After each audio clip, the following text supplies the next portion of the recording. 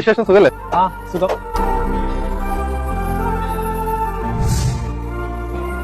ആ എന്തൊക്കെയുണ്ട് വിശേഷം? ആ സുഖാണ്.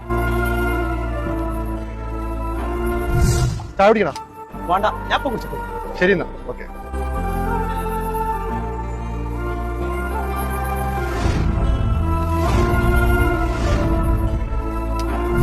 ഇവിടെ ഒന്നും ചായ കുടിക്കാൻ വരുന്ന ആ സാധനങ്ങൾ കണ്ടുവരും.